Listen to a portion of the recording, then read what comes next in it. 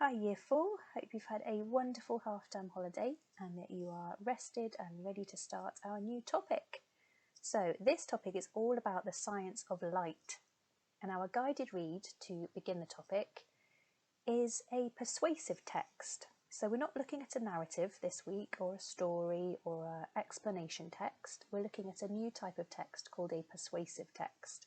Now we haven't really done these in Year 4 yet, but you'll be quite familiar with them because they kind of look like adverts, things that are trying to make you do something. So persuasive means to try to make you do something.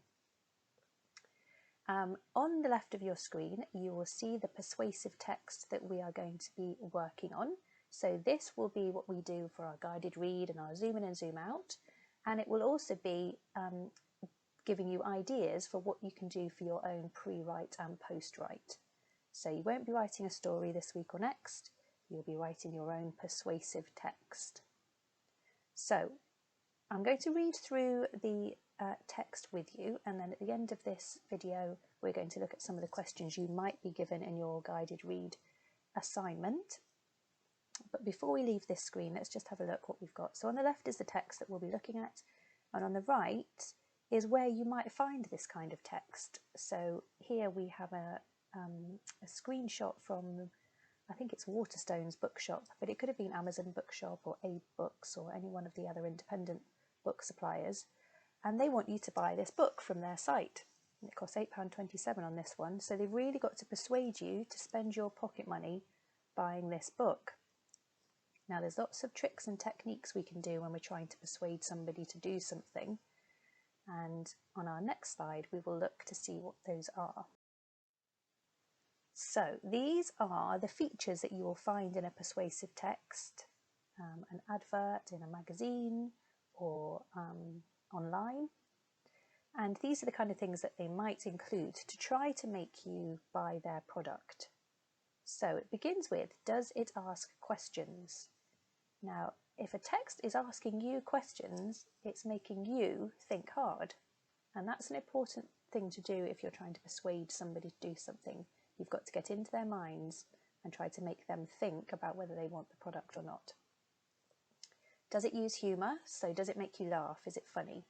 If something makes you laugh and makes you giggle, then you're more likely to pay attention to it. Number 3, does it appeal to your senses? Your sight, your hearing, your touch, taste and smell. If an advert can make you really picture something in your mind, or can make you almost taste or smell or touch something by creating images in your mind, then it's really going to persuade you to do something. Number 4, alliteration or play on words. So alliteration is when several words start with the same letter. You will spot a few of those in our persuasive text. And a play on words is where words might have more than one meaning, and the writer of the text has used those words cleverly to try and paint a picture in your mind. Number 5, does it create a memorable slogan or an image? So a slogan is like a catchphrase or a little phrase that sticks in your mind after you've seen the advert. Next one, does it make you feel special and imagine yourself buying the product? This is a really persuasive feature to make you feel really wonderful and special and picture yourself buying that product. Does it give tempting descriptions of the benefits of buying? So does it tell you what you will get if you buy the product? Does it use exaggerated language full of adjectives and adverbs? This is a great one, this next one. Does it use experts to help advertise?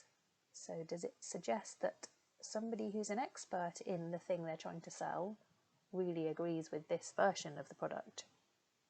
Does it list benefits and good qualities? Does it mention comments about the product made by other people?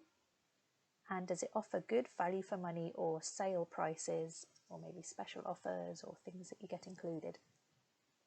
Now, we don't have to think of any of these features when we're writing a narrative or an explanation, but we have to think about trying to use as many of them as possible when we're writing a persuasive text. So this is the first half of the text that I'm asking you to read today. Let's see if we can spot any of those features in here. Light up your world with super science. Are you in the dark about the subject of light? Are you worried your friend's intelligence might outshine you? Do you like to learn at the speed of light? Well, don't delay. Buy this book today. Smart people's bookshelves have books like this. An intelligent person like you will know that we need light so that we're able to see in the dark. A bright spark like you would know that dark is the absence of light. Picture yourself flipping through the glossy pages and soaking up all that knowledge. Smart scientists' brains know that light travels in straight lines.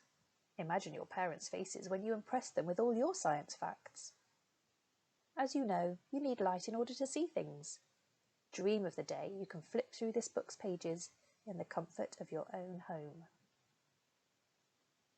So hopefully you spotted quite a few persuasive features in there. You might have spotted some alliteration. So smart scientists, they both begin with S.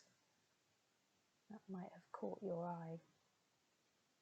You might have seen some questions making you think about yourself. In fact, it begins with questions. So you can rewind this video and have a look at the persuasive features on the previous page and then see how many you can spot. And I think, in fact, for one of your tasks, you might be asked to do just that. This is the second half of the same text.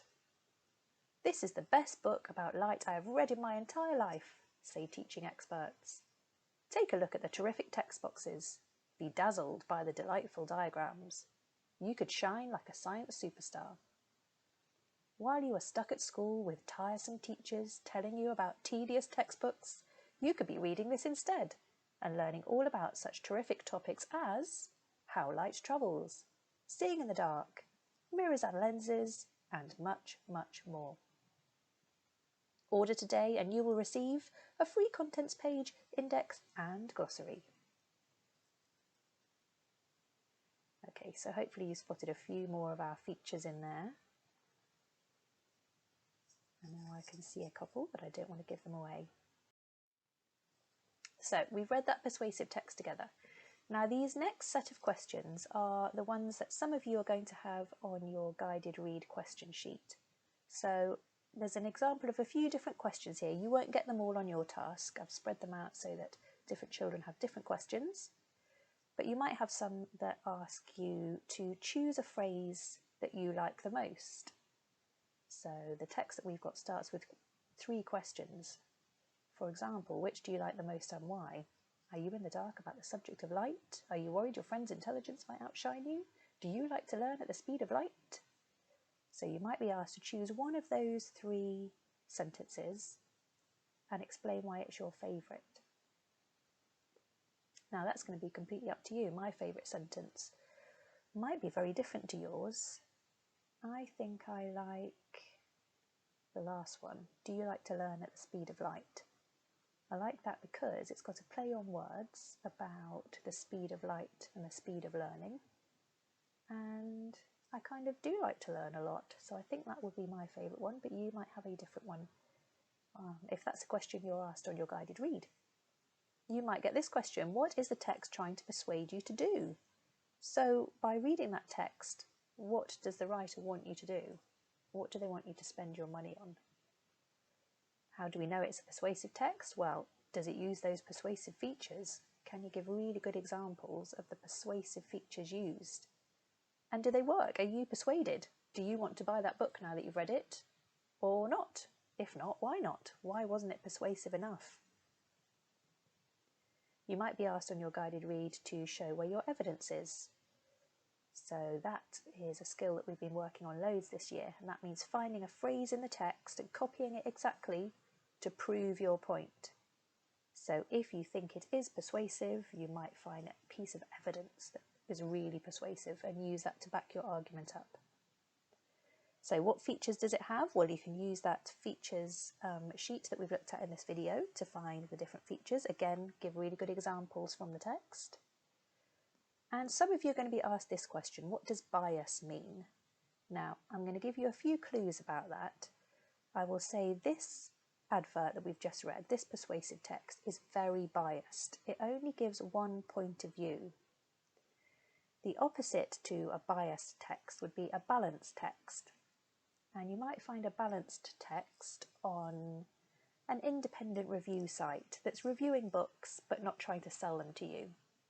And a balanced article might have given reasons why it was a good book to buy, but maybe there are better books or different books you could choose, or other books you might be interested in. So biased is a lot to do with having one point of view. Now, I would suggest if you get this question on your guided read, you do a little bit of research yourself to see if you can find other types of text that use bias. Okay, so that was a lot of me talking. You won't have all of these questions on your guided read task. You will have different ones, but hopefully I've given you a kind of an overview of what these questions need you to think about. All right, so head on over to Seesaw and find your assignment. Have fun!